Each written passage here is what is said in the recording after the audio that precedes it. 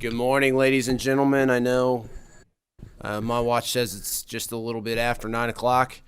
We do have a number of members joining us online as well. When I first looked out, it looked kind of sparse in here, I guess, but was reminded how many members are online. So that's good. Great to see everyone here this morning for our first interim committee meeting of the 2021 interim session. It's also great to not have masks, see some smiling faces out there, so that's good as well. We don't have to approve minutes or anything because it's the first meeting, but we are going to go ahead and do a roll call. So, Sasha, if you would, please call the roll. Senator Gardler, Senator Carr, Senator McDaniel, Present remotely. Senator Mills, Senator Southworth, Present remotely. Senator Storm, Present remotely. Senator Thomas, Senator Wheeler, Present in the district. Senator Wilson, Present in the room. Senator Yates, Present remotely from the district. Representative Baker, In person. Representative Bantek, Present in person. Representative Beckler, Representative Bojanowski, Present in the room. Representative Bray, Present in the room. Representative Brown, Representative Callaway, Present in the room. Representative Cantrell, I'm here in Frankfurt. I'll be in the committee room here in a minute. Representative Elliott, Present remotely from my district. Representative Freeland, Present remotely from my district. Representative Gentry, President in my annex office. Representative Hart, Present in the room. Representative Huff, Present remotely. Representative Johnson, Present in the room. Representative King, Yes, ma'am. In the room. Representative Kulkarni, Present in the room. Representative Lawrence, Present in remotely from my district. Representative Lockett, Here in the room. Representative Rowland, Present remotely. Representative Sharp, Present in the room. Representative Sheldon, Here in the room. Representative Tackett Lafferty, Present remotely from my district.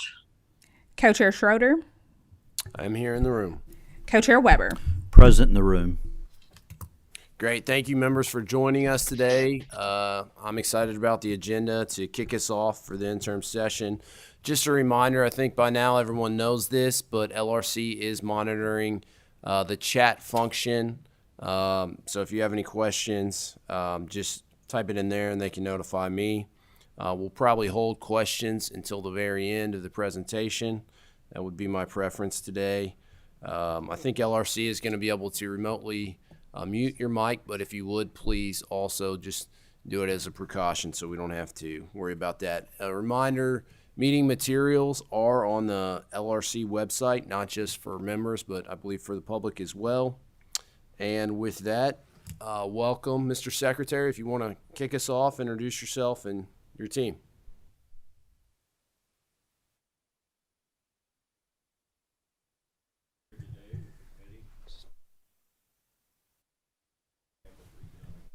Secretary, I'll pause for a second. Make sure if you guys would check from my end, it sounds like the mics might not be on. Oh, sorry. There we go. Thank you. Thank you. Sorry. Yeah. Chairman Schroeder and Chairman Weber, thanks a bunch for the opportunity to be here today. It's been an interesting little over a year, so we'll kind of recap part of that. But let me tell you, sitting to my left is Jeff Taylor, Commissioner of Business Development in the Cabinet, and Commissioner Katie Smith, who has been there for how many years now, Katie? 17 years, so she's a veteran. She is dealing with financial incentives and a number of other things in the cabinet. It's really invaluable to the Commonwealth in bringing that knowledge and what she's done. You know Tony Ellis, who is our legislative liaison, and many of you all have worked with in the past. He's also our general counsel, and he's also in charge of some of what used to be called the New Economy programs, but you'll learn more about that. Deputy Commissioner Christina Slattery, who works in business development with Commissioner Taylor, and they'll all have a piece of this. But let me kind of begin by talking about, when I came in here, I thought I had some understanding of what this job was going to be like, having been there before, and I was going to be there a relatively short period of time, and all of us saw what happened in 2020. All the plans kind of changed, and little did I realize that my vocabulary was going to be increased by this tenure here. I'm going to learn what Teams means, and I'm going to learn what Zoom means. I'm going to learn what WebEx, Blue Jeans, all the different ways that we learned how to communicate. And for a month or two, scared me to death because I always had somebody doing that for me if I needed to be on one of those sites and attend those meetings. So lo and behold, much to my grandchildren's surprise, I learned how to manage that myself. And I'm sure some of you all have had the same opportunity to increase your activity on the web. 2020 has been really an interesting journey for the cabinet. We started out normally, and we had a trip planned to Germany to visit our European office with people that we have a new fellow there that I'd never met. And lo and behold, we shut down. Then we found out that we were going to be the spear of the essential, declaring different industries, manufacturers essential. We worked for weeks in the beginning of this pandemic talking with all the major employers in the state who wanted to be declared essential, which allowed them to keep operating and so forth. We became the point of information for the governor's office as their team in the beginning of managing something that was unprecedented with the pandemic. We gave them our thoughts about how essential many of those industries are. And frankly, many of them became even more essential, not just to our economy, but to the creation of PPE, when we also got involved in helping locate, and we had a team that was working locating personal protection equipment, making calls, dealing with people that said that they had masks in China and had ventilators somewhere else, and we were part of the team that actually was vetting them. We ended up helping manage the emergency supply stock. We had teams that were assisting in the initial unemployment insurance claims effort. Our communications people were almost totally dedicated at that point to supporting the efforts out of the governor's office, now the Cabinet for Health and Family Services, in their efforts in communicating as it related to the pandemic. So it was an unusual few months for us. At the same time, we were taking care of business. We learned how to use those tools that I referred to before, and rather than making visits personally, we were able to maintain contact and continue with those projects that we had in the pipeline and develop them and really onboard new opportunities. First 2 or 3 months, there weren't a lot of new opportunities, as I think the whole world was kind of frozen in place for a few minutes. But what we have learned, we can do virtual site visits. And if you have a company in Japan and you're interested in the U.S. market, you don't have to come here for us to be able to give you a truly good virtual site visit. We've developed capabilities and our understanding of technology to the point that our people are able to do that. Now, that doesn't replace, for those like me, it doesn't replace the in-person being able to get to know the people and understand the project. And when we get down to actually negotiating with them, it still is much preferable to be doing that in person. But we were able to continue to develop that pipeline, and what you're seeing now, when you look at the trends, I've never seen in quite some time being involved off and on in this business. I've never seen projects of the size that we have available now. I mean, we have projects they're working on that are multi-billion-dollar projects. And some are working with a consultant, some we're working with the companies directly. And a project like that before would take a long time to develop, and you'd be dealing with it for a long period of time. Another thing that's changed, another trend that we're seeing, is time to market. There's a tremendous feeling that the market needs more of whatever it is they're trying to get to. And any lost time to getting to that market is a lost opportunity and lost real dollars. So we've got companies that are quickly making a capital investment decision, and then they're wanting to get moving as quickly as they can. So the rapidity of those projects and how we have to deal with them is something that is really noticeable. We've got not only are the size of the projects, many of the projects, interesting, we've got a bunch of companies that are existing companies where, here again, that's where our greatest number and greatest increase in jobs and investment comes from on a yearly basis, existing companies expanding. So we're working with the existing companies, and it may not mean a lot of new jobs, but what it will mean is they are committing large sums of money to be able to compete in what they view as the new market for them. What's it going to look like in that competitive environment in the business that they're in? In some cases, you're trying to determine what business we're in. We all know that we have a significant automotive sector. That automotive sector, what's it going to look like in the future? Dealing with many different OEMs, the original equipment manufacturers in that industry, they're not exactly sure. Most of them are betting on the electrification and committing their future capital in that direction. Yet there's still a lot of strides being made in the battery technology and so forth, but I think there's a general consensus that we're moving in that direction. I mean, when General Motors says they're not going to make any more cars other than EVs after 2030, that's a pretty significant statement. So some are working on hydrogen technology. The other thing about the automotive industry, we used to be critical to Automotive Alley. And we've got a plethora of suppliers that have joined, and we've got, we're a straight shot north and south. We can get up to Detroit where, the traditional automotive industry was. But the competitors now for a lot of these projects, we've never competed when I was here before with New Mexico or Arizona, but that whole industry is changing. Our competition remains many of the same ones we've always competed with, but it's not just us competing against Tennessee or whatever. Those states in the West, for a number of different reasons, their availability to have renewable energy, and all the battery manufacturers are big energy users.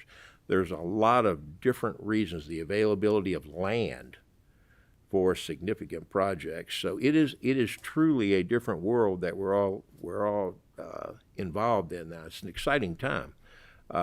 Sustainability is on every large corporation's capital projects agenda. They want to know if they can achieve sustainability at 100% at X number of years. And of course that creates discussions we have with our utilities partners. And our utility partners, that's a significant capital investment for them. So the competitive environment for us has really changed. We do have a robust pipeline that we've developed. You'll hear more about that today. Commissioner Taylor, in just a minute, will talk about, kind of give you a snapshot of where we have been the current year, but it's really what direction we're heading. That's really important.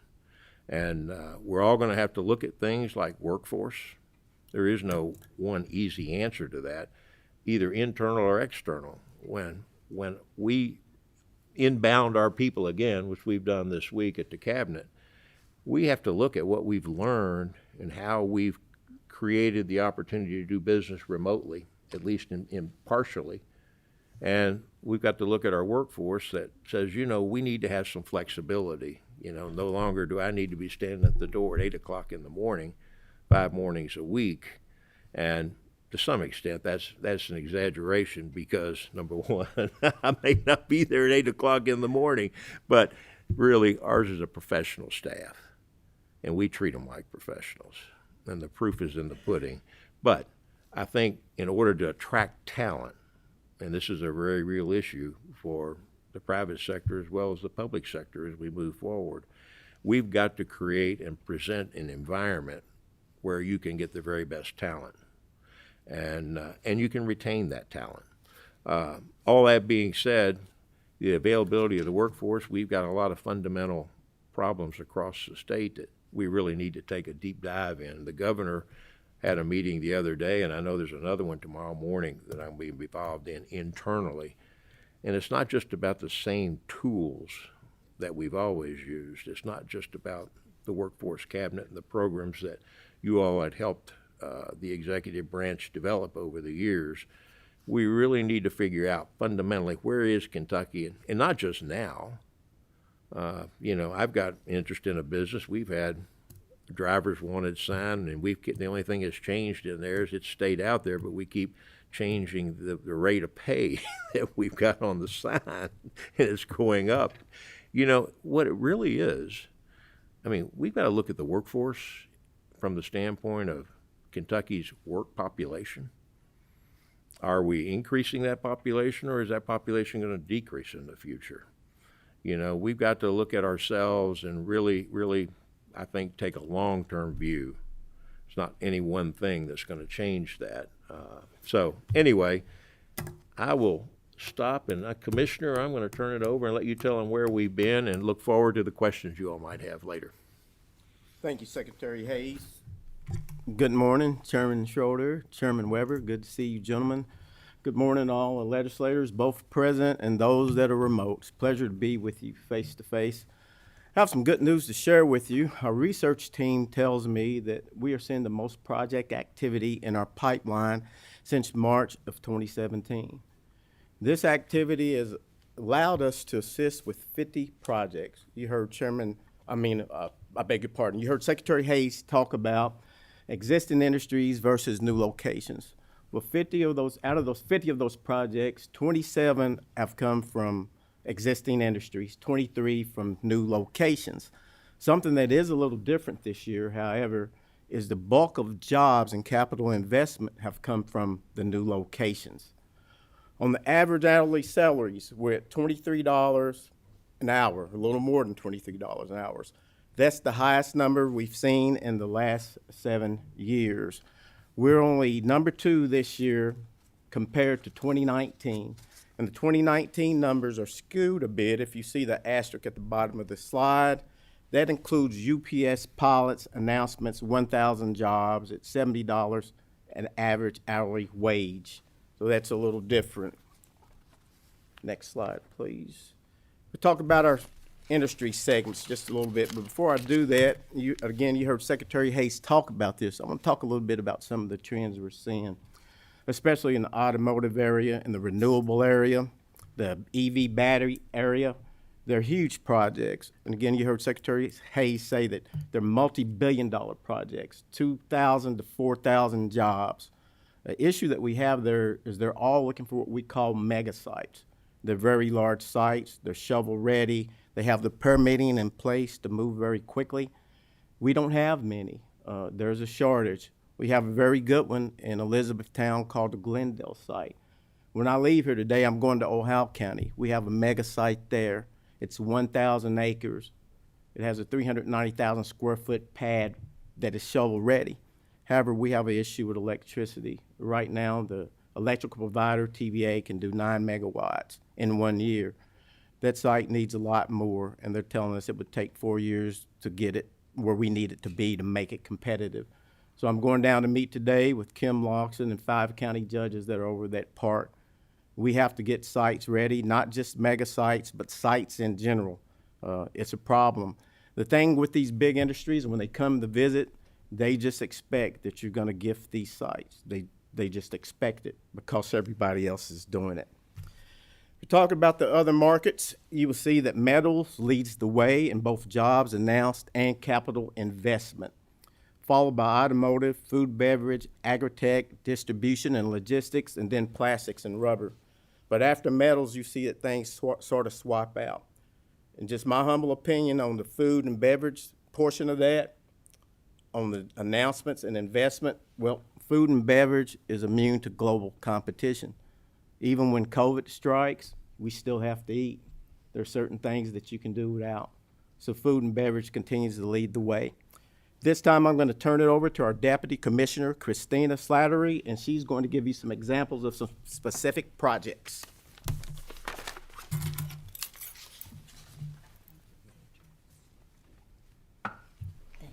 Good morning, Christina Slattery. So on the screen here, you see a few different case studies of projects that we have been able to announce over the last year. And really what we want to illustrate here is the diversity of the projects that we are working. Within what you're looking at here, you've got diversity amongst the ownership. So Canadian owned, German owned. We see, foreign direct investment, despite what we have been through, continues to be strong for us.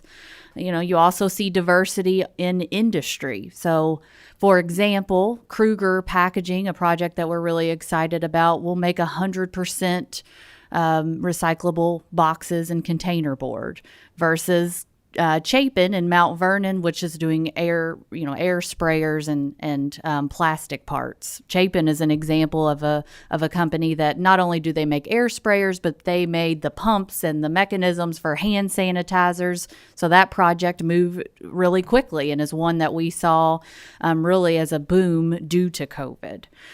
The diversity also comes in, what type of entity do you have operating in Kentucky? So if you look at Veland, North America, that project was interesting because we got the opportunity to compete for their headquarters, which located in Louisville.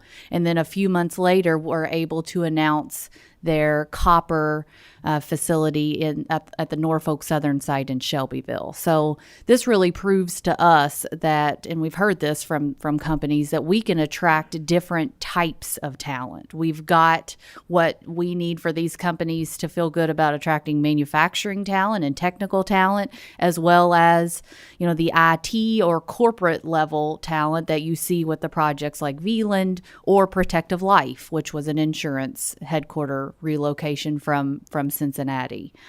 So these are sort of your, some examples of some top projects we've announced. And one other I'll highlight before we transition over to Tony Ellis, Firestone Industrial Products. We've talked a lot about electrification today, and we are always thinking about how does this impact the automotive industry? How does that ripple throughout Kentucky? How does that affect our suppliers and the customers? Firestone's an example of a company that's been in Williamsburg for, since I believe the early 80s. And their automotive air springs, this expansion is completely tied to electrification and making those air springs to handle the heavier load of, a battery-powered vehicle. And they've got a contract with a large OEM that they're going to be working with. So these are, again, some of the more traditional economic development projects that you may see, but we also have a lot of activity in our small business, startup, and entrepreneurship side of the house. This is just one piece of what our cabinet is working on. So I'm going to transition now to Tony Ellis to talk a little bit more about Kentucky innovation and the opportunities there. Thank you.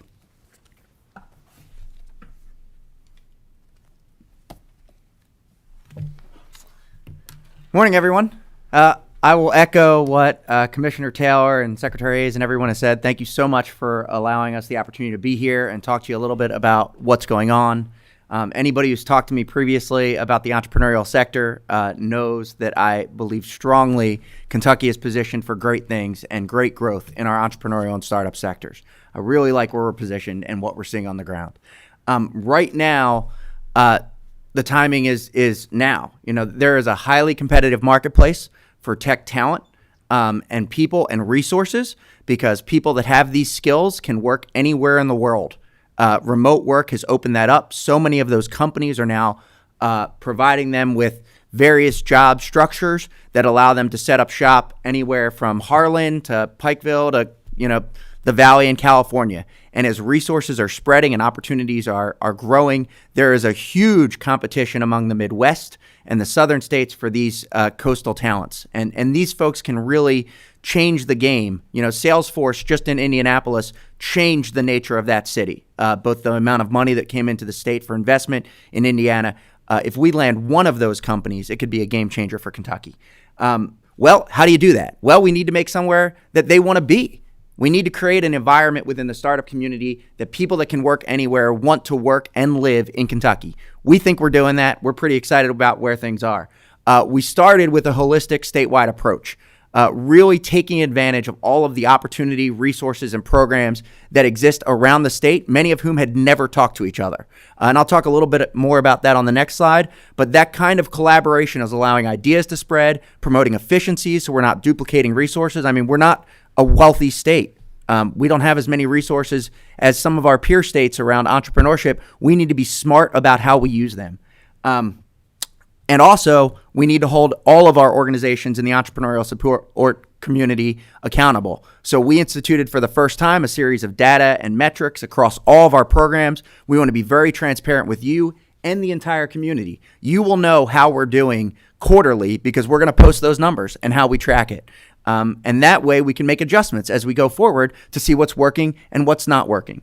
Now, I can tell you one of the things that we're very excited about, and as we're looking at the data, is this is an area where you really leverage your resources. For every dollar you give us, we're going to hopefully produce at least 10 back in terms of private and sector. Oh, we don't have a piece of that. Apparently, everybody's very excited about that, and I am too. We're able to return dollars on that investment. And that's why these are great areas to put state dollars and public funds. We've started marketing directly outside. You know, we need to think creatively. What are our opportunities here since everybody's looking at the same thing? We're targeting international startups, people that look like they're going to open an office in America and really don't know where they're going to start. Why not Kentucky? It's a great place to set up shop because of all the advantages that we have in the state and the people that we have in the state and our energy. So through a partnership with the Kentucky Chamber, the governor launched the Discover Kentucky initiative, which is a direct outreach program. And we've got some ideas and things that we're thinking about that can even bolster that.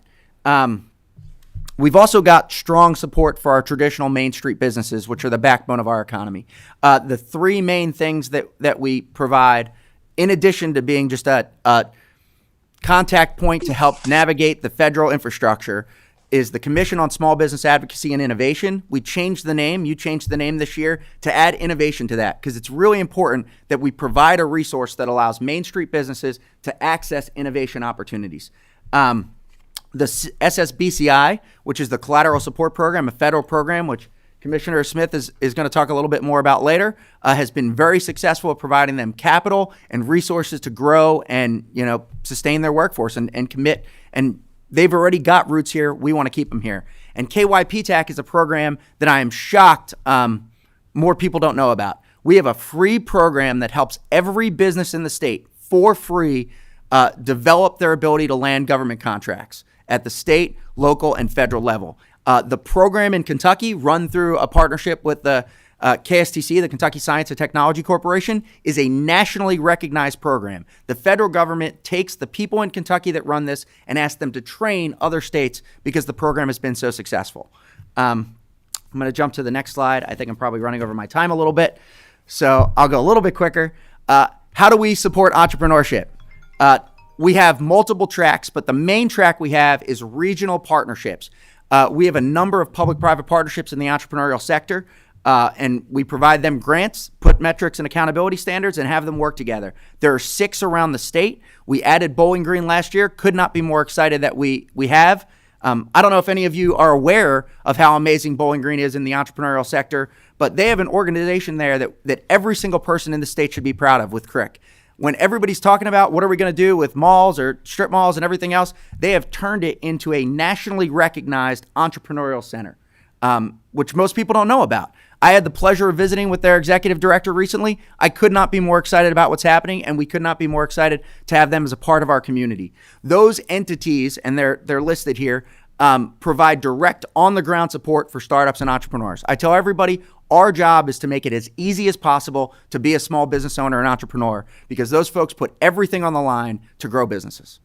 So, we have a customer service approach. We really like how they're coming together. I do want to point out on the sheet, Awesome Inc. is Lexington, but it's actually Lex Gives First. Every one of these entities that you see here are actually partnerships with leaders within the community. And that was critical for how we thought we would provide services. We wanted to make sure that the locals on the ground were committed and bought into the entities and that they had broad support across the community. And that's what's happened. I'm going to shift to the next slide. The second way we provide services is through the Kentucky Science and Education Foundation, or Engineering Foundation, KSEF. It's managed by the Kentucky Science and Technology Corporation. There are two primary things that it does. One is SBIR STTR grants. Thank you so much. You changed the law this year and made it so much easier for Kentucky to participate in the SBIR STTR federal government grant program. That is the main way that they deliver dollars for small businesses and universities to commercialize technology. And because of the way our fiscal year is structured, every single person that got a grant always had trouble at the end of our fiscal year because it didn't carry forward. You changed that. I can tell you on behalf of everybody in the community, thank you, because it is just a lifesaver for a lot of these institutions.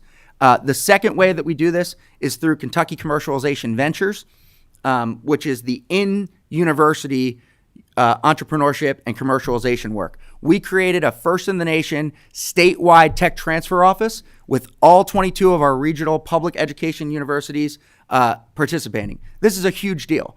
We've got programs and research coming out of Eastern Kentucky University that is some of the best in the nation, and for the first time, we are giving them access to a free statewide tech transfer office. We're also creating a legal clinic so that every entrepreneur in the state has access to a virtual legal clinic in partnership with the law schools. Very excited about that.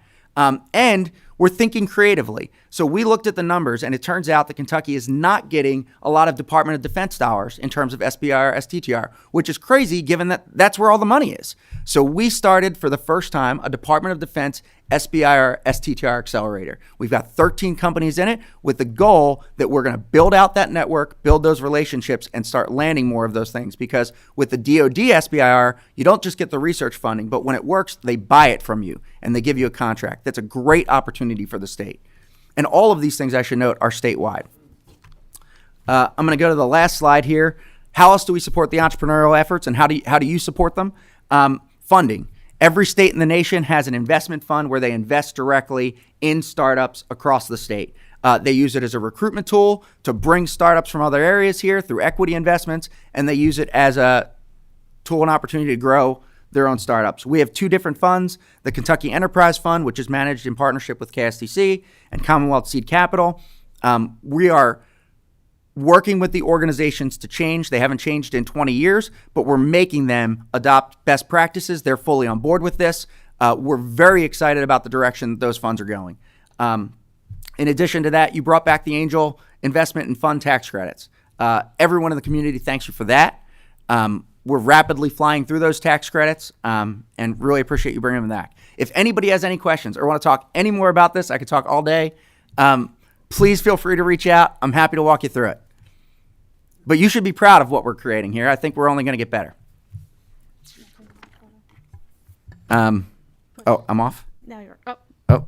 Here we go. He's not kidding about he could talk all day. Oh, am I just up here now? Just, oh, well, yeah. all right. Good morning. I'm glad to be here to give you an update kind of on our incentive programs. As you know, we're always looking for ways to improve our processes and modernize our tools to help economic development projects here in Kentucky. And thanks to your help earlier this year, it is on, I'm sorry. Thanks to your all's help earlier this year, we were able to get some updates and improvements to our programs. I don't know if many of you know, our most popular tool is our Kentucky Business Investment Program. We call it the KBI program. It's focused on new job creation and new investment here in Kentucky. We also have our Kentucky Reinvestment Act, which is KRA.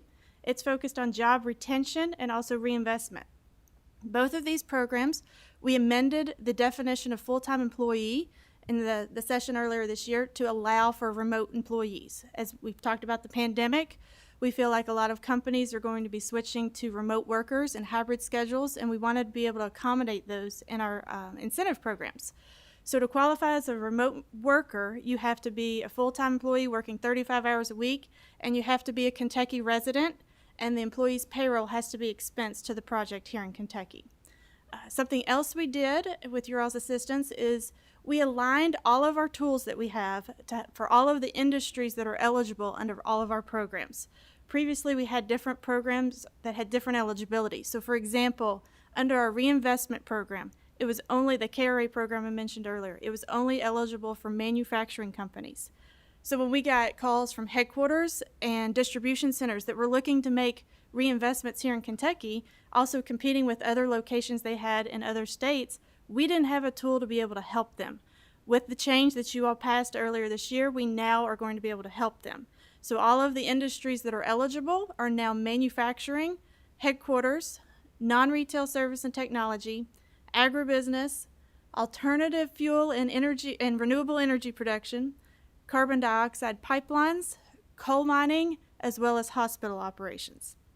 Additionally, we have 2 workforce programs that we have. One's a cash grant, one's a STIC, or tax credit, and we are continuing to align them, and with your help, we were able to have the caps under both programs be $200,000 per year for their application, as well as $2,000 per trainee. All of these changes take effect June 29th, so we hope to have all of our updated fact sheets and guidelines available on our website by July 1st.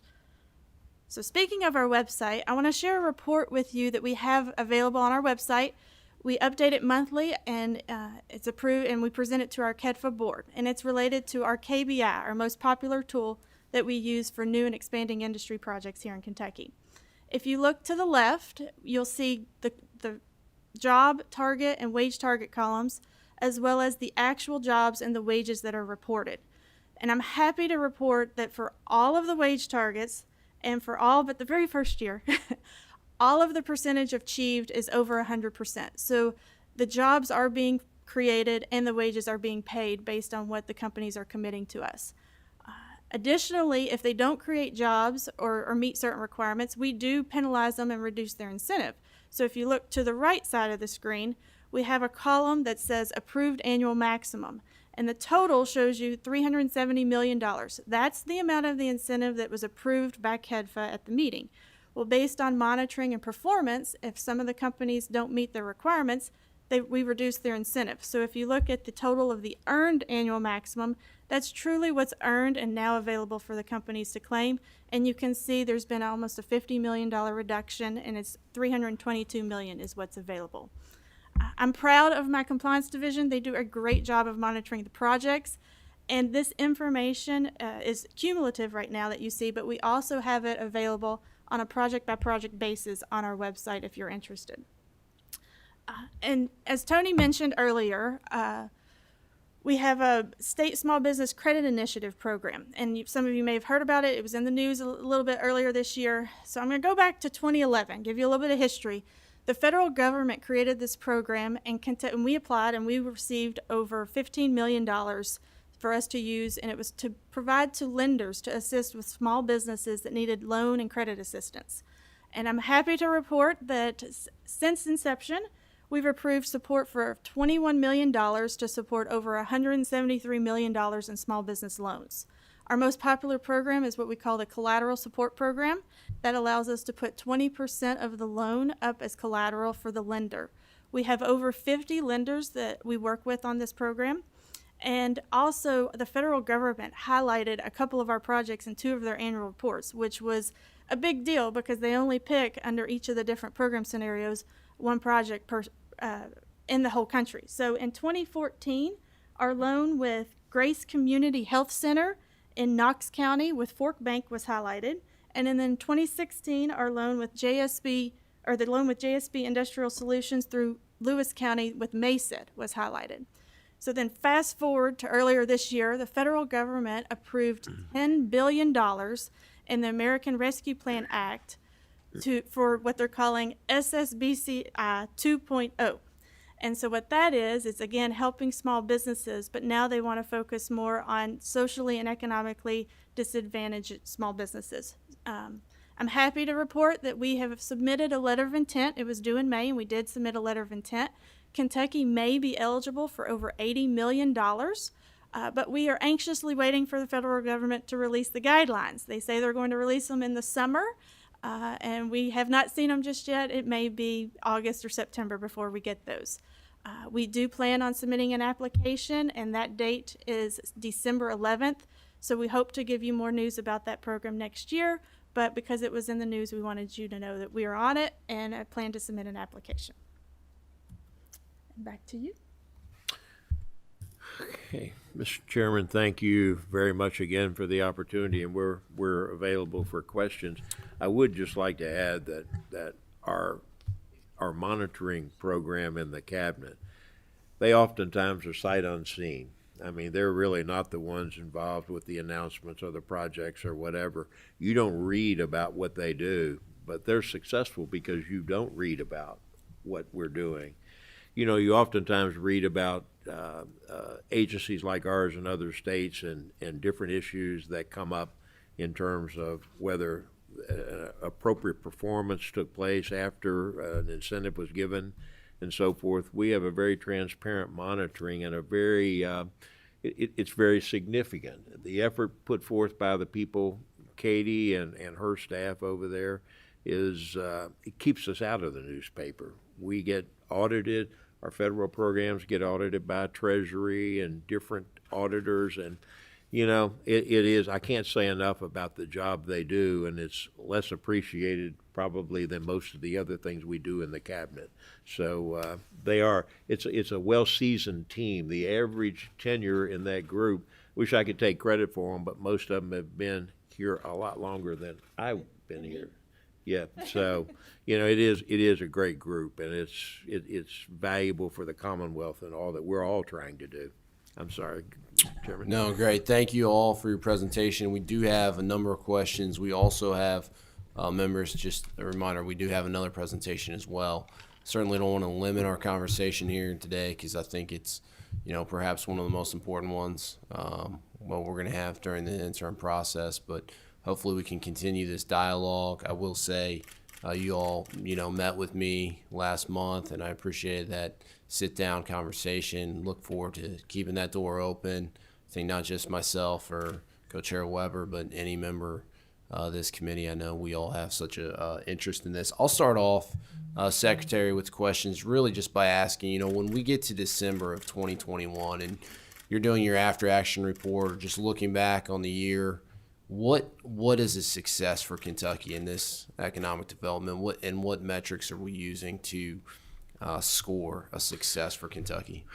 Well, you know, the normal measures that people are used to is investment and jobs, you know, and you do that comparison. But the truth is, it is more fundamental than that. If we can look at the sum total, and it's hard to do that on a year-to-year basis because a lot of these projects really lend themselves toward a longer. You know, I always say when you come into office, if you're a new administration, a new governor, you might as well take the first year and a half of their announcements. Those were projects that were generally started and part of the pipeline that was left by the person that came in. So, I mean, it is a long time in coming. I think there's going to be more clarity, we hope, when we sit back down again the end of the year and we're talking about budgets and new tools and so forth. Hope there'll be more clarity on what our automotive sector looks like, and we'll look at those sectors that have been important to us over the years, and based upon some of the things that we're working with now and whether we're going to be a part of and a vital part of the electrification efforts that's going on, what products, what reinvestments are being made by both Ford and Toyota and GM and Bowling Green. You know, those are the kind of things we've got to pay attention to, because that industry, which is so important to us all over the state with our auto suppliers, I mean, if it easily could become a dinosaur if we're not successfully working with the current OEMs that we have and help them and get some of their investment on the new technology and bring some other ones in, we hope. I mean, which gets down to, again, we need to have more sites. We need to look at, my guess would be, we may be talking about the mega site that the General Assembly sometime back in their wisdom bought and is down in Elizabethtown. My hope would be that we're going to have to be looking for another mega site. That one is now doing exactly what was intended, and it could be transformational. But we need to reload on that. We need to solve the problem of the one down in western Kentucky, in Ohio County, and the other 5 counties.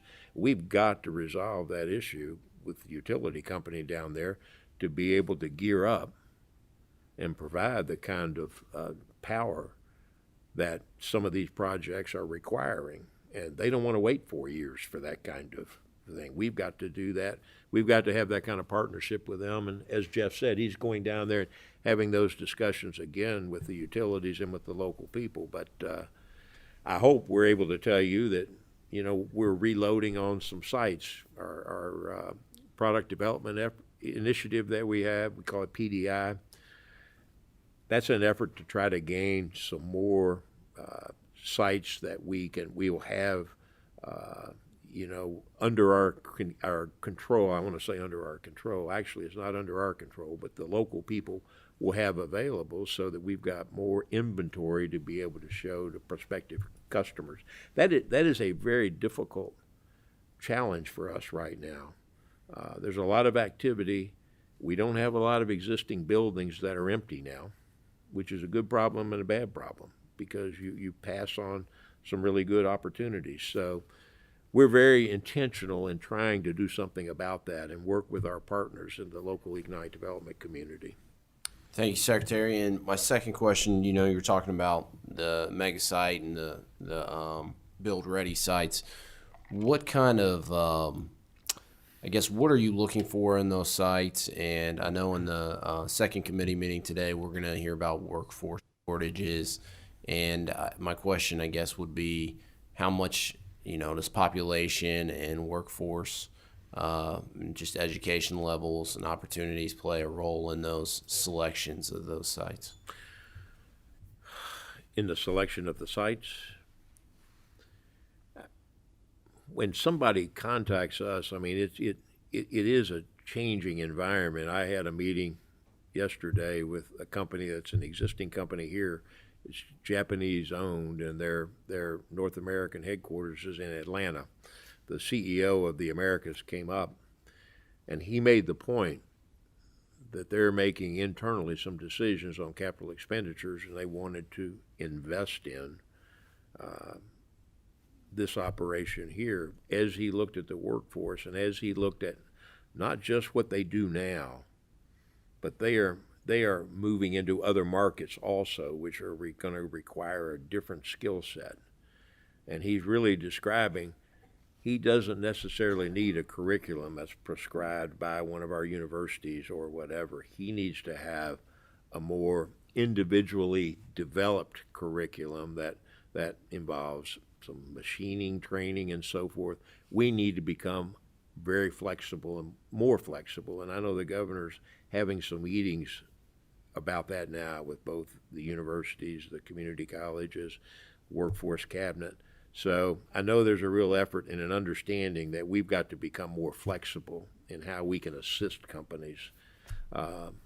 That's really going to be the key thing, besides having those sites available.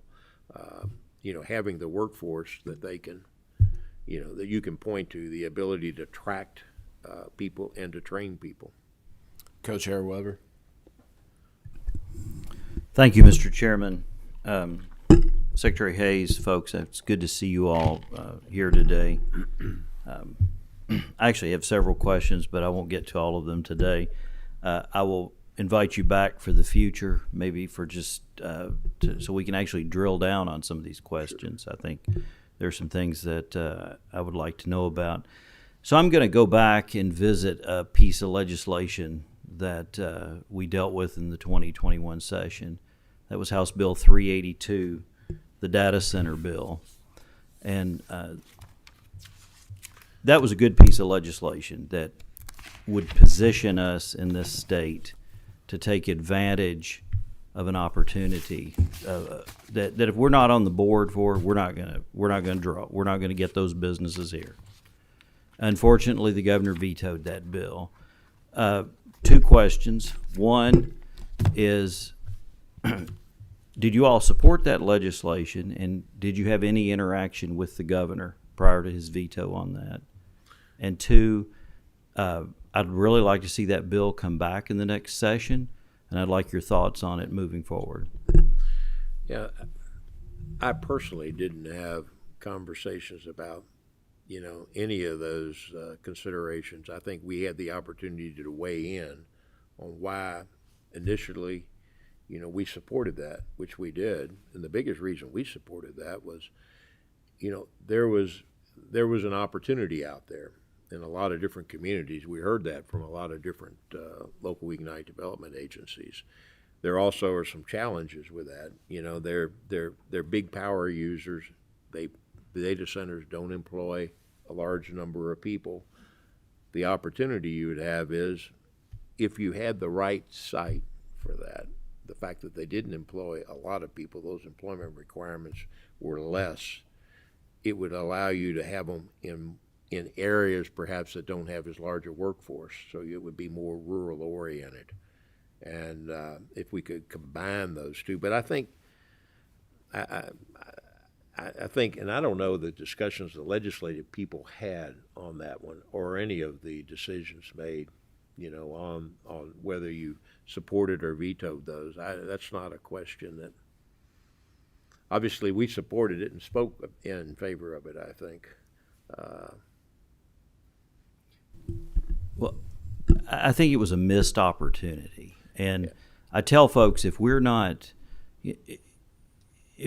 participating in the parade, we're going to be relegated to standing on the sidelines watching it go by. And something you touched on, which is very important, which is one of the main components of the data center coming to the state, is they're looking for rural areas in the state. And I'm blessed in that I live and represent an area that is prospering economically. Right. There are areas in the state that are struggling. Folks are looking for jobs. They need industry coming in. These data centers can come in and retool existing buildings, whether it was a tire manufacturer or, name the building. They can come in and retool those. And they bring a lot, well, not a lot, but they bring quite a number of well-paying jobs to a community. And I'm sure those folks would appreciate having 150 jobs that pay in the 70 to 80,000 plus range. So I appreciate you, and I'm glad that you supported the bill, because I think it was an important move, and I think it was something that we needed to do. I'm going to work to on that legislation in the 2022 session, hopefully with Chairman Pratt on that. And I, again, hope to have your support at that time, because I do think we need it, and we missed a great opportunity. Thank you, Mr. Chairman. Thank you. Representative Bojanowski. Yes, thank you. My question is for Commissioner Taylor. Oh, no, not Commissioner Taylor. I'm sorry. What's your name? Me? Yes. Oh, gosh. Well, all right. Knock it out. Alice. Okay, I'm so very sorry. I'm yes. not nearly as good looking. I mean, folks in the audience. So I was having a conversation with GLI, and the topic of encouraging entrepreneurs to locate in Kentucky came up.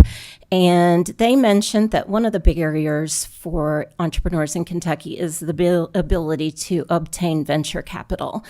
Is that a barrier that you see as opposed to locating, say, in Silicon Valley? Or could you just speak on that, please? Sure. There is absolutely no question that our coffers are not nearly as filled as our competitive states. All right. And Governor Holcomb put $250 million into a fund just to support early stage companies, because it's not just the initial investment, the $25,000, $50,000, $100,000 that you might give to a startup, but you have to be able to follow on, right? For them to capture all of the Salesforce profit, they had to stay in for all of the rounds and ultimately get invested for a couple $1 million. To invest a couple $1 million in any individual entity when we're only carrying $25 or $30 million on the books in total for the fund is extremely dangerous from a fund perspective. But when they've got $250 million, they can do that. So there is no question that Indiana, through Elevate Ventures, wrote a very big check once, and then they're now seeing the benefits for it. In Ohio, they did the same thing. They created a $1.6 billion fund and then reinvested with $750 million. So they can go to a startup with no revenue, very early stage, and offer them $1 million to relocate in Ohio in an equity investment. That's a tool that we can't do. In fact, if I did that, you'd be like, Tony, what are you doing? You're crazy. We only have $30 million. That company has no revenue. If we were able to expand, and I know in the original budget that the governor had, there was $22.5 million for emerging ventures. That's not a ton. It doubles the size of the money that we have to utilize. And just like in the economic development world, everybody knows that number, right? That every single ranking entity in the world of entrepreneurship will publish the statistics of what they call dry powder. This is a phrase I had to learn, but dry powder. And that is, how much money do you have for early stage venture capital? And some companies look at that number and say, I'm out. So our best chance and where we're putting all of our resources is trying to grow the businesses that are already here for 100 other reasons. Their family's here, their friends are here, they're tied to our university systems, they get an SBIR grant, and that's working. But to be able to have that other tool, to be able to go out and recruit, would be incredible. But it's absolutely an issue. May I ask a quick follow-up? For me or Taylor? For you. Okay. So sorry.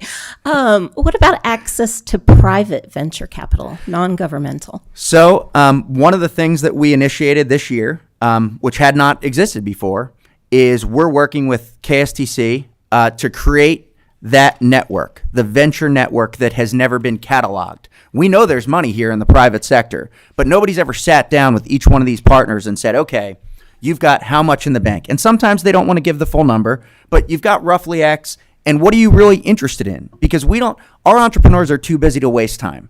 So our guiding North Star principle is, if we can save somebody 30 minutes where they might have to Google it, where we can hand give them the information, we're going to give it to them, because we want them focusing on building their businesses.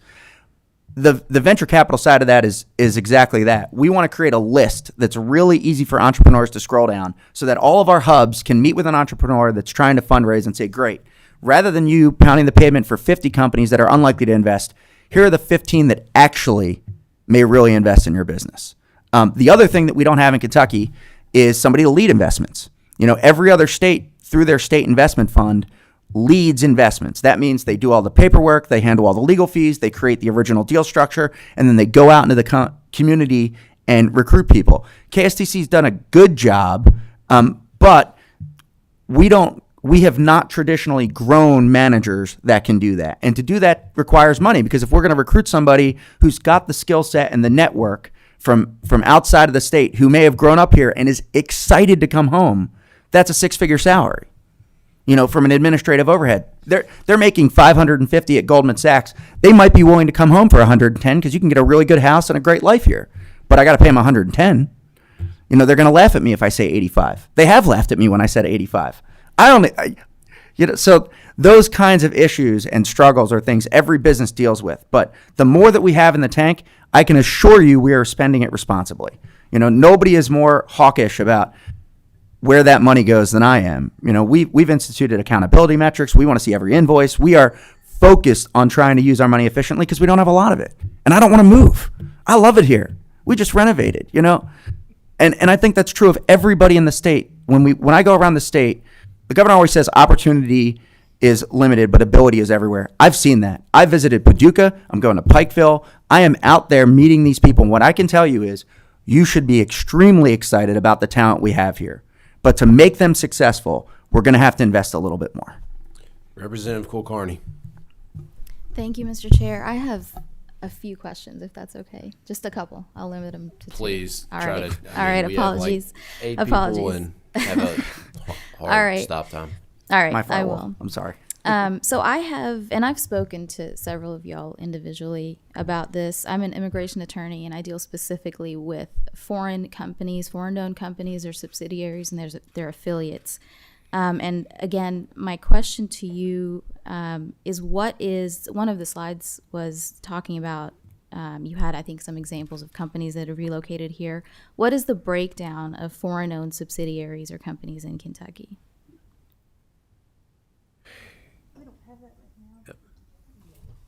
We can get that. Yeah, we don't have that. Yeah.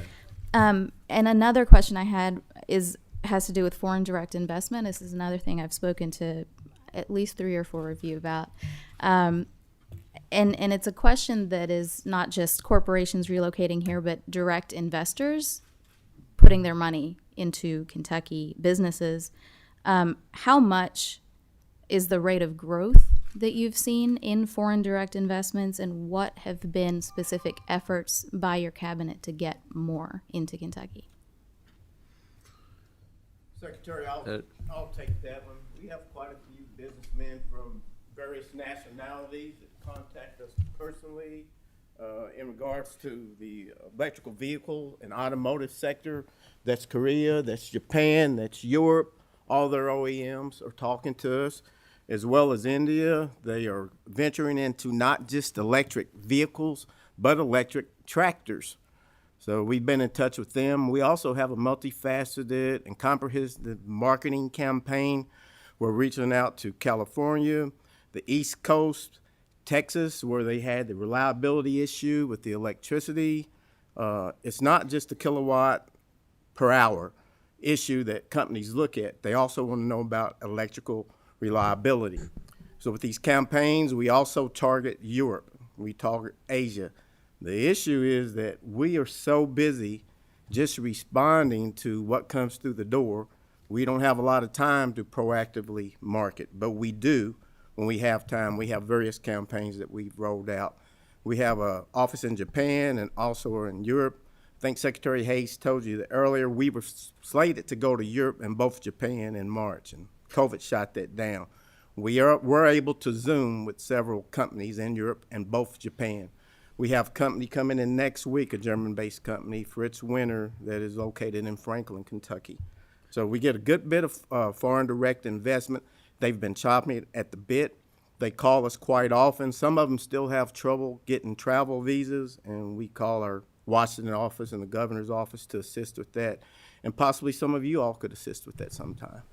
You know, I don't know the current number, but when I was here before, like by comparison with other states, on a per capita basis, only Hawaii exceeded Kentucky in terms of Japanese direct investment in Japanese-owned businesses. Most people wouldn't realize that, but you know, Kentucky on a per capita basis, and Hawaii is obviously a more normal landing place for that. And that happened in a period of 10, 15, 20 years. One of the ownerships of companies now, and here again I'll go with Suntory. I mean, we think of Maker's Mark, Beam Global, all of those, they are very much Kentucky companies and run as Kentucky companies, but they're owned by Suntory, who, you know, is a Japanese owned, and that relationship has been wonderful in terms of both allowing the Bill Samuels family and the other people to run those businesses, and the mother company providing the capital to see all the expansion that you see. And yet that's an example. There's starting to be an assimilation of capital from the company I met with yesterday. Their CEO here, they've got a corporate board that is a U.S. board for all of the Americas. He said they operate completely autonomously from Japan.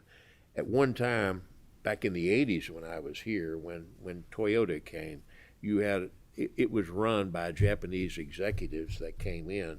Over time, you see that you don't see the executives from either Germany, where some of the companies that before I left we had attracted here. Now you have domestic, if you will, leadership, a business leadership that's coming in from a lot of different places to run those. So it's hard. We do have research on how we rate both in terms of foreign-owned businesses and so forth. We'll pull that together for you. And I know you're very active in that community, and it's fascinating, really, that Kentucky, I've always had the impression we really we really fight above our fighting weight, if you will, by comparison with other states. But the staff knows I always hate to talk about comparing ourselves to other people, because really it's what direction we're heading and how successful we are. We're not trying to compare ourselves to someone else. But we'll get you that information. Senator Wilson. Appreciate it. Thank you, Mr. Chairman. And Larry, Yes, sir. great presentation today. I think you guys are doing really great work. And so one of the things I've done is I've worked with companies on the workforce training program that you guys have through that, and it's excellent. And a lot of companies, I mean a lot, don't take advantage of it. And what I see in that is all the incentives that you were showing up there. And surprisingly, a lot of companies don't actually take advantages of this incentives that they've been given. And typically it's because they have nobody to dedicate to follow that. And that's very unfortunate. But that's the thing I hear over and over and over again. I do come from one of the areas that has we've been number one in economic development. I think we're bucking for it again this year. But the problem is we have over 7,000 jobs that are open right now that we don't have people to fill. And so the only hole that I see in what you guys are talking about, you're marketing to people to come here for the companies and everything else. What I see is California people are moving out by the droves and moving to Texas and Tennessee. The number one destination for U-Haul is Tennessee, and it's not Kentucky. We need people to come here that have the skills and that are workers.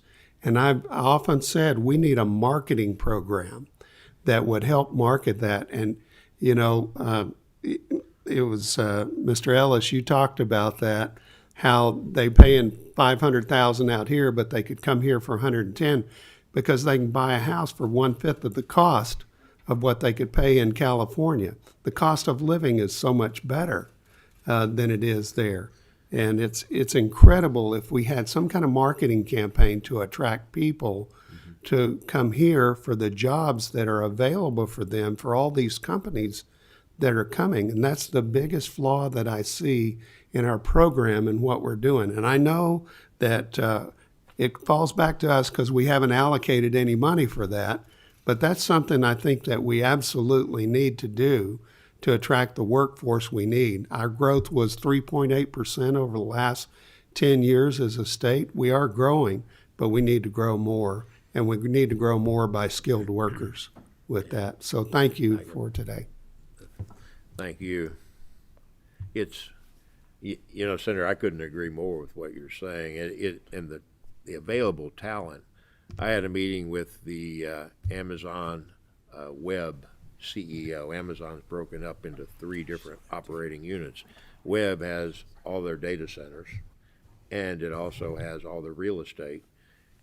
Maybe it's almost a year ago now. They were talking about what they found at their headquarters out in Seattle. They had 60,000 employees at that headquarters out there, and they had the search going for their second big headquarters. And he said when they all of a sudden went remote, people fled Seattle. And they located wherever they wanted to locate. And he said, and we found out we could do our work. And he said, we'll never bring all those people back. And he said, we've got to look at, and they're in the process of looking at their workforce. And if people want to be back, where they came from, or if we do a good job of attracting that kind of talent, they can still keep their paycheck from Amazon. And actually what he was saying was, it's going to help them attract talent that they can pay less themselves. So they're really working at that. You're exactly right. We're in transition right now. And even the companies that we think have all the answers to those things haven't yet determined all the answers. And I would say with ours, and this isn't meant as an excuse, I'm probably lobbying, I'll have to lobby the governor for this, but when I was here in 2008, we had 105 or 106 employees. We've got 64 today in our cabinet. And we have a ton, and this isn't meant to complain. We just, when they say we are just busy as can be, it is absolutely true. Everybody is strong. So if we have all these ideas too, and it's hard to be able to separate those things that are imminent and that we've got to deal with and manage these projects. So when we come back again, when we come back with the budget in the fall and so forth, we'll have a thoughtful conversation. And I know the governor wants us to encourage us to try to staff up. It's been very difficult to try to staff up when we aren't there to have an onboarding process with people. So I'm really proud of the group that we've got. And all of us get really excited about things. We get limited, not just on resources, but just on bandwidth, to be able to handle things. So I didn't mean to come here. Thank you, Secretary, for that answer. Members, I apologize. We are limited on time. I have a number of names, which I think is a good thing. A number of members have questions. I would ask you all to please email staff. We're going to put together those questions, and then along with the earlier questions, hopefully we'll get answers that we could distribute to the whole group here. There is, I want to go to online, finish it up. Senator McDaniel has been patiently waiting, and I've waited till the end to switch people online here. So, Senator McDaniel. Thank you, Mr. Chairman, Secretary, and everybody. I appreciate you being here today.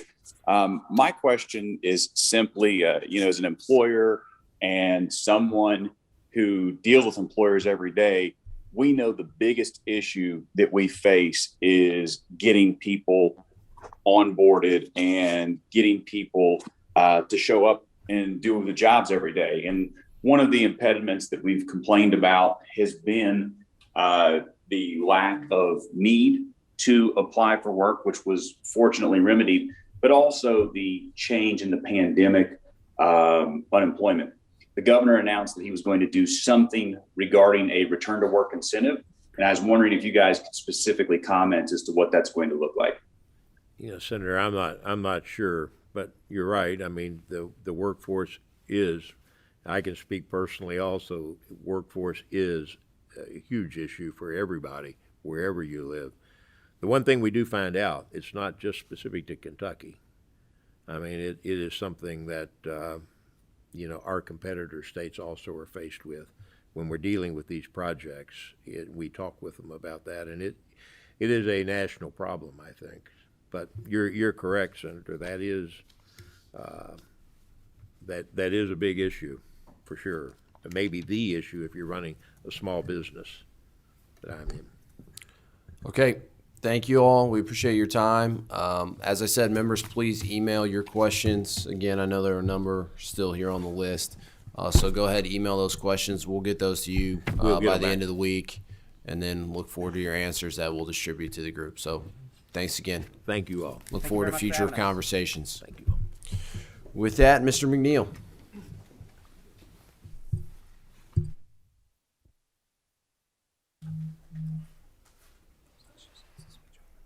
Okay. And members, just as a reminder, as Andrew McNeil comes to the table, his presentation, The Lost Decades, Kentucky's Economic Underperformance from 1980 to 2020, is previously made available to members on the committee page of the LRC website. So if you need to access that now or later for reference, it's on the committee page.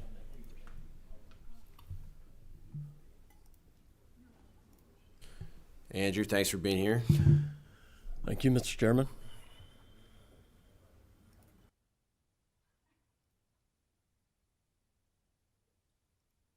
Just also so we know where we are with time, I was told that earlier that licensing and occupation is going to meet in another room, so that did give us an extra 15 minutes. So we are good until 10:45, but I do know we want to leave some room for questions. Yep. Thank you, Mr. Chairman. Chairman Weber, members of the committee. My name is Andrew McNeil. I'm a policy fellow with the Bluegrass Institute for Public Policy Solutions. We're a 501c3 nonpartisan organization dedicated to policy research, education, and engagement. And I appreciate the chance to be in front of this committee. particularly following the presentation that we just had from the Economic Development Cabinet, because I think that there's two sides to the coin that their presentation will discuss and reveal, and my presentation will discuss and reveal, in that with their presentation, it was a very good, encouraging snapshot, if you will, of where they are or where we have seen some of the more recent trends with progress in economic development and growth within the states, focusing on various programs and initiatives to move the state forward.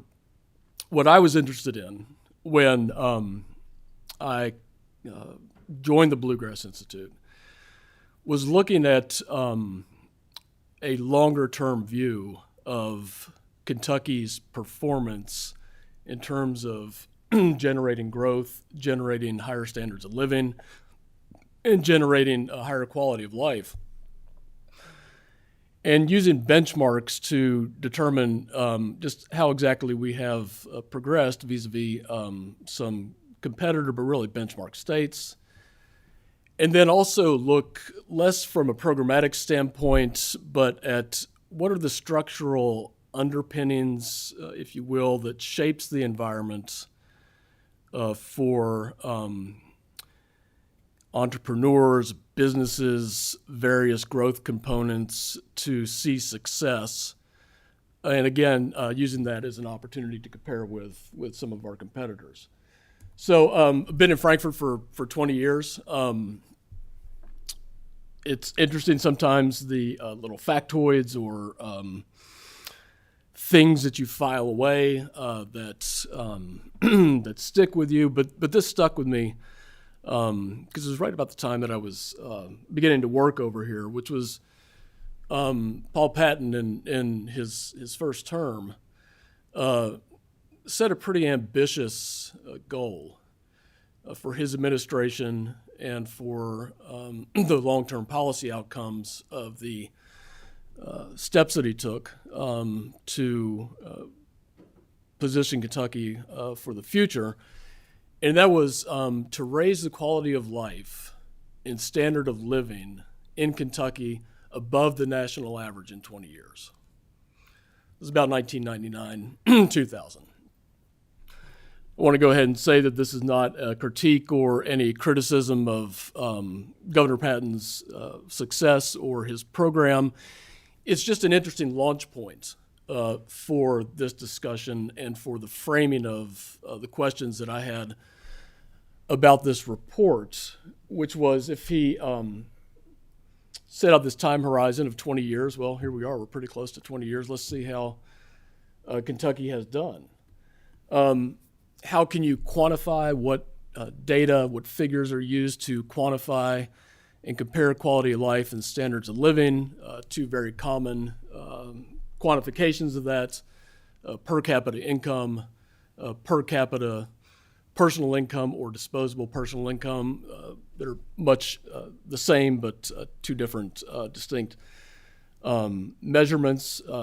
For some comparison, we use per capita disposable personal income. But these are generally accepted, and the data is available through the Federal Bureau of Economic Analysis, which is a very impressive organization or agency to just collects and distributes a lot of historical data on economics and measurements of growth. So here's what we found. Kentucky's per capita income has fallen from 86% of the U.S. average in 1999 to 72% in 2019. There has been a steady decline in our per capita income as compared to the U.S. national average. It's important to point out that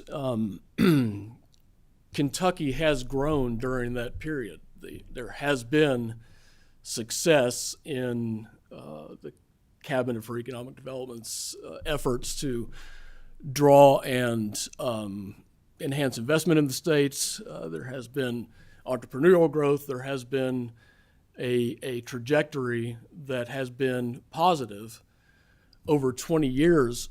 But when you're measuring or benchmarking our per capita income vis-a-vis the national standard, it becomes a question of the rate of acceleration or the trajectory of growth. We have grown, but we haven't grown at a pace that has allowed us to keep up with the national average. I wanted to take a look at how we compare benchmark to a selection of states. And for anyone who's interested in this, in the appendix of the report, there's a description of how exactly we go through and end up with this selection of states. But, you know, a lot of times in Frankfurt, people want to know, how do we compare against surrounding states? How do we compare against neighboring states? The fact is, for an analysis like this, when you're looking out over 40 years, you really want to try to find those states that, for lack of a better term, looked like us at a certain starting point, which was 1980. And in 1980, Alabama, Indiana, North Carolina, and Tennessee were a good set of states to use as benchmarks. Now, when considering states, I looked at I kept it within the southeastern United States and in our surrounding states. There may have been, you know, the state of Iowa may have had some similar characteristics, but, you know, we can just intuitively understand that, you know, there's some significant differences between a state like Iowa and South Dakota and Kentucky. But these were the benchmarks that again, they look like us. And if you look at this, what is the far right column to me, that's where it's important. When you look at the per capita disposable income, Indiana's a bit of an outlier, but Alabama, North Carolina, Tennessee, Kentucky, we all line up pretty close. And a way to think of that is that as a state, we were as wealthy as those states 40 years ago. How has that played out over a 40-year period? Well, the fact is that North Carolina and Tennessee, especially, have seen rates of growth in their per capita disposable income, which reflects upon their higher quality of life and living standards, in a way that has far outpaced the state of Kentucky. Alabama, which was a state that was slightly behind us at the starting point, has not only caught us, but has surpassed us. Indiana, we've actually done pretty well against. What's interesting, if you look at this, is that if you want to see what real progress looks like, look at Tennessee. They were behind Indiana in 1980 by $700. Over 40 years, they have moved ahead of Indiana by less than $1,000 on average. That's what has been possible. Kentucky has again seen growth, but we have not seen growth at the rate or trajectory of these other states. So, you know, just looking at some of the raw GDP numbers over these periods, if I would have told you, or if I would have had a conversation with anyone that shared with me that our GDP number over the 1997 to 2019 period was 3.3%, in isolation or in a vacuum, I'd say that looks pretty good. You know, that's a nice, solid growth rate. But look at, again, what has been possible in other states, and those are the figures that drive what we just saw on the previous slide in terms of a rising set of incomes in other states that Kentucky simply has not witnessed, although we've seen progress in the past. So to this question of what are the structural underpinnings that have impacts or influence the environment by which growth may occur. And what I have what I have determined, or an argument that I would make, and would present the data here in a minute to support, is that we have this easily understood red and blue dichotomy related to red states and blue states, largely driven by how a state votes for presidents, really. And Kentucky has, since 1996, voted consistently for the Republican presidential candidate. I think that it's generally accepted by that designation. We are a red state politically. But when you look at certain factors of our economy, and especially our finances, our budget, our fiscal policy, our taxes, we have a state government more akin to New York and California and blue states in size and scope than we do Alabama or North Carolina. What do I mean by that? So Kentucky's blue state habits, high government spending. With this slide and with this table, I wanted to include a selection of blue states with the other benchmark states to then be able to show where Kentucky stacks up with states that are generally considered to be blue, and how that reflects upon this this question of, can a red state politically be a blue state economically? And if you look at government spending as a percentage of state personal income, you see there that Kentucky not only exceeds government spending levels of North Carolina, Indiana, Tennessee, we have higher levels of government spending than New York, Michigan, California, New Jersey, and Illinois. Wanted to validate that with a second data point. This is from the Kaiser Family Foundation. If you look at per capita spending from fiscal year 2019, Kentucky ranks 16th in the nation in terms of the size and scope of state spending, or spending, government spending within the state. It's not just state spending, it's state, federal bonds, everything across the board. Again, on a per capita basis, higher spending levels in California, New Jersey, Michigan, and Illinois, only behind New York with this list of states, 16th in the nation. And then you look at Tennessee and North Carolina, lower rates, lower levels of spending, and over a period of time, although I'm not claiming a direct causal relationship, I haven't run regressions on this necessarily, but you've seen that from an economic growth standpoint, they've far exceeded our levels of growth. There seems like there's something to this question of what is the size and scope of Kentucky state government? What does its impact maybe have on the entrepreneurial climate, the business climate, the growth climate within the state? High debt levels. Forbes calculates that Kentucky has the 8th highest level of debt in the nation. If I can direct your attention to the asterisks at the bottom, who else is in the top 10?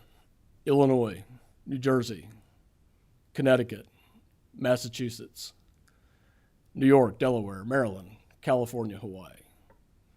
That's the company we keep from a debt standpoint, from a fiscal management standpoint. I wanted to point out with this table that it's not all pension debt either. I think that the General Assembly, the strides that we've made on addressing our pension challenges has been significant. It's been steady. It's been prudent. I believe that we're on a course, although some work remains to be done, we sort of have recognized that that's an issue, and we've done the work to get our arms around it. General obligation debt service, it's a big problem from a debt standpoint within the state. And if you see here, the doubling of debt service as a percentage of the general fund means that we're borrowing a lot of money. We borrow a lot of money. And that's how you end up in the company of those other 9 states in the top 10 of the most indebted states in the country. How do you pay for high levels of spending? How do you finance high levels of debt?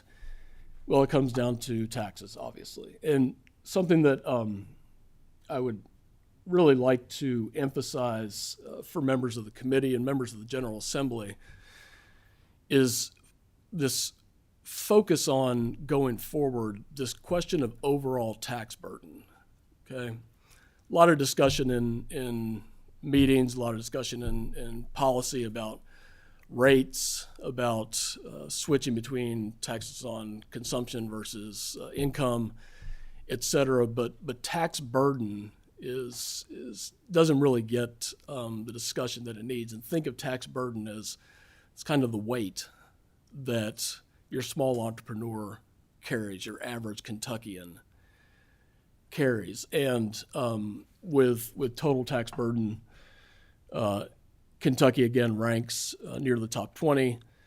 For income tax burden, we rank 6th. And again, look at the comparison with those other states that have done demonstrably better in terms of growth. Tax burden is important, and I think that it's something that needs more attention and should get more attention going forward. So why couldn't Kentucky compete? And this is where the presentation takes a point of view. This term economic freedom is a term that's used by prominent think tanks that you'll hear from us and from other organizations that take a certain point of view on these questions. But really, the dichotomy here that I would suggest that you can evaluate this question of how to describe the sort of fundamentals of Kentucky's economy as economic freedom versus economic redistribution. And economic freedom, limited government, lower government spending, lower tax burdens, responsible debt levels. Economic redistribution, which I would suggest to you, is the category that Kentucky belongs within. You have more redistribution through central government, reflected in higher government spending, higher tax burdens, and high levels of debt.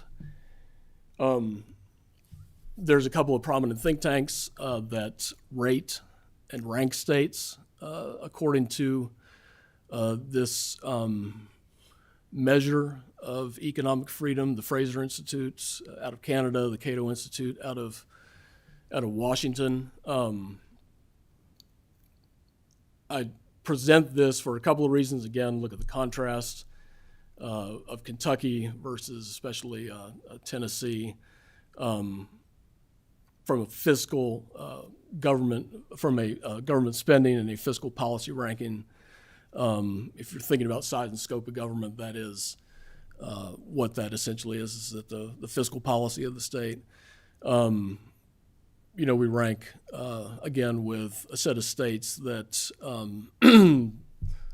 that are well accepted to be bigger government states, and we are not ranked favorably with those states that I think that we should consider as benchmarks and models going forward.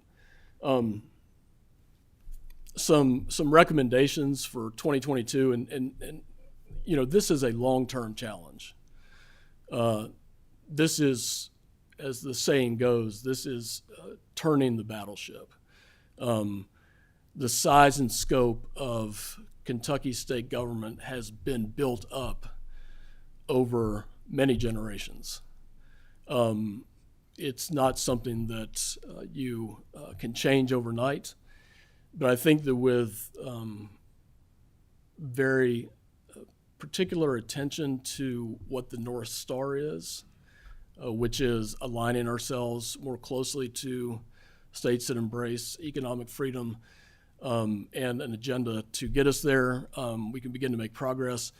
2022, I want to run through these just real quickly. Strengthen the rainy day fund, begin the process of reining in Kentucky's debt, continue responsible budgets and principal tax policy. I'd be happy to answer any questions about specifics on that, but I want to speak a little bit just quickly to what do I mean by principal tax policy. And I wanted to make sure that this was part of today's conversation because, the question of whether or not there's going to be an effort to undertake comprehensive tax reform or tax modernization, that's always in these halls, right? It has been in the 20 years that I've been here. It's always out there. And we don't have a set of recommendations in terms of, what to set the income tax rate at, the sales tax rate at this point. But I'd offer you three principles to gauge tax policy changes with. Are the tax changes revenue neutral and therefore won't increase the overall tax burden on Kentuckians? And that goes back to the point of focus on tax burden. Tax burden is, again, that level of taxation that your average Kentuckian or your average small business or your average business bears. So you could change the rates in a way that meets the principles of this second point, shifting from income to consumption. But if it's revenue positive, then you may have improved the rate structure or improved the trade-off between income and consumption, but you've increased the tax burden. And what we've seen in this presentation is that those states that have performed at a level that we were not capable of matching, their tax burdens are significantly lower than ours. So pay attention to tax burden. We do believe that changes favoring consumption over income and savings are important. The last one is, do tax changes favor individuals and small entrepreneurs over narrow special interest? And what this really gets to is this question of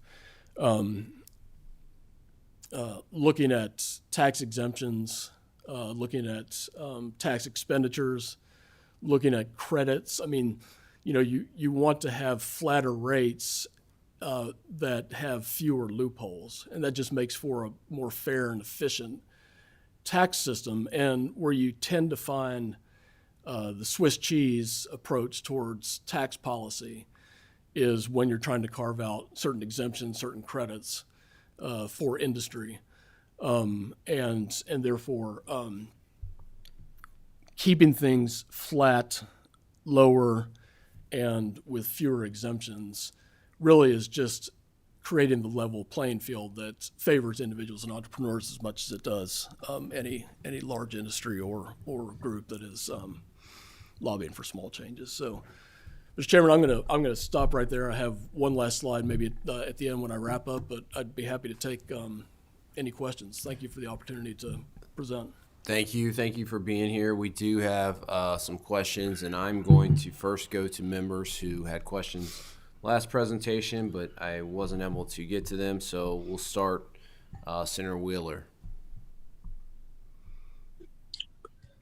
Thank you, Mr. Chairman. I guess one of the questions I have is it's kind of more of a comment as well. While I understand that we need some tax reform, I think there's some general consensus on that within the General Assembly. Going to a completely consumption-based tax system does create some issues with burdening low-income citizens, and in many areas of the state, like my own, where some of the signature industries have struggled in recent years, like the coal industry, that's a very difficult thing to do. In addition, I think that a lot of the policies that, and this is more of a national level, have promoted outsourcing, which has, cost the country a lot of good paying jobs that were here previously, which formed the basis of a lot of the economic success in these other states. you know, I guess my question: what advice would you give to get to where you want to go with causing the least amount of pain to folks that can least afford it? Yeah, thank you, Senator. And it's an important point about this shift from taxing consumption vis-a-vis income. And having worked with the Bevin administration in 2018 and looking at multiple scenarios of an aggressive tax reform, and hearing the conversations around Frankfurt, and oftentimes the ideal that's set up is, well, gosh, if we could just mimic the state of Tennessee and eliminate the personal income tax, shift all that to consumption, wouldn't that be great? The fact is, and I don't have the figures at my fingertips, but remember distinctly that in order to eliminate the state income tax and make this shift so that you have sufficient revenues to operate state government, I don't think there's any scenario that you can do that without examining and moving forward with the taxation of groceries and utilities. And to the senator's point, that is a very significant and regressive tax. So what I would suggest, and some things that I'm currently interested in teasing out, is really Indiana has a tax system that meets a lot of these same standards, that has about a 3.5% state income tax rate with very few exemptions and deductions. I think that their sales tax may be 7%, so maybe a point higher. They may have a broader base. If there was a discussion about what could be potentially a North Star for a significant tax reform, Indiana would actually be the model that I would suggest that the legislature take a close look at, because unless the legislature is willing to entertain this idea of taxing groceries and utilities, getting to 0% on the state income tax is going to be a bridge too far. So, Senator, I hope that may have answered your question. We're going to do two more questions. Just Mr. Chairman, does Indiana, do they tax their groceries or utility bills, or do they exempt those things like Kentucky? I don't believe so, but I would have to verify that specifically, sir. We're going to have Representative King. Thank you. Senator Mills, you'll be on deck to close us out. Thank you, Mr. Chair, for your accommodation. I appreciate that. Thank you for being here today. I appreciate you bringing up about the tax expenditures. I keep that hard copy on my desk. That's where it is right now. I try to follow that every year. I don't know if you or your group followed my House Bill 156 from this last session. It was talking about improving the taxing on historical horse racing and the advanced deposit wagering. Again, I don't have that in front of me. Did your group look at that? Do you have any comments? If memory serves me correctly, taking away food and medicine, it's the third largest tax expenditure in that great big book. Do you have any thoughts or comments on that? I don't mean to catch you off guard. I know you don't have that in front of you. Thank you for any comments. The horse industry specifically, or this question of how to tax the historical racing going forward? Taxing historical horse racing at advanced deposit wagering. Yeah, I followed it. Didn't follow it in the detail that allows me to probably give a whole lot of insight into that, but it's an important question, and I'm going to go back to this question of tax burden. My recommendation on that would be whatever that figure is, the revenue, the positive net revenue that would come from the taxation, use that to buy down or eliminate another tax. Revenue neutrality. If it's $50 million $50 million, and I know that this is going to be received somewhat controversially, $50 million is what it would take to eliminate the death tax in the state of Kentucky. Look at it as trade-offs. Go to this question and this conventional wisdom that's driven around Frankfurt that there's not enough resources, we don't spend enough. Again, we're spending on the levels relative to California, New York, others. Maybe we need to do some reprioritization of the money that we have. But, that's also a recommendation that I'd make to Representative Koenig about, the sports betting. If there's going to be an increased revenue from a different activity, if you want to focus on tax burden and you want to focus on the competitive environment of the state, use those positive revenues to buy down or eliminate so that you reach revenue neutrality and keep that tax burden no worse than it is today. Thank you. Thank you, Andrew. Thank you, Mr. Chair. Thank you, Senator Mills. I'll be quick. Andrew, you stole some of my thunder on a couple of my questions I had. But since we're talking about economic development, and I think Senator Wilson talked about this as far as the issues that we have, attracting families on the move, attracting workforce that we need. Just comment on a change of tax structure like Indiana. I border Indiana and follow the tax structure there substantially, and you're exactly right. To go to zero like Tennessee is probably not doable for us, but to follow the model of Indiana, much lower income tax, less exemptions is probably what we need to be looking toward. But how do you think if we ended up where Indiana's at, how much more competitive would we be when we're talking about all these programs that the Secretary talked about beforehand? I mean, we would be that much more competitive for jobs and talent. We would be. We'd be more competitive. I think that it would position the cabinet, for example, to have a different pitch to clients about located in the state. But nothing. While taxes are important, nothing drives the migration or the immigration of talent like economic growth.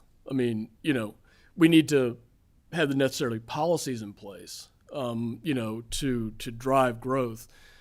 But if you look at Tennessee, I drove by Nashville a couple of weeks ago. And even in the last 10 years, that city skyline has transformed. Now, they've got some problems with traffic and everything that goes along with that, but those are sometimes good problems to have.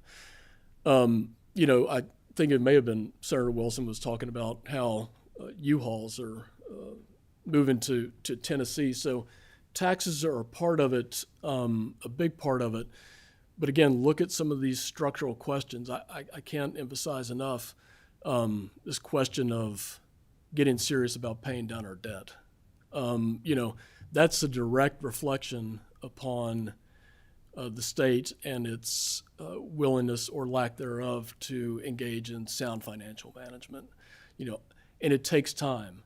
But if we begin over the next 4 to 6 years to focus on some real solid reforms, then I start thinking that we start seeing those rates of growth that exceed or closer to 4% or closer to our competitors. That's where you get your immigration, because there's opportunity for people to move to. Andrew, thank you for your presentation. Thank you. Appreciate it. I know there's a couple of members that had questions. I'd encourage them to reach out to you. I know you've always been willing to respond to me with any questions I have, and I certainly appreciate that. Members, thank you for a good first meeting. Look forward to continued conversations here in the future, and I'll see a number of you back at 1. Thanks.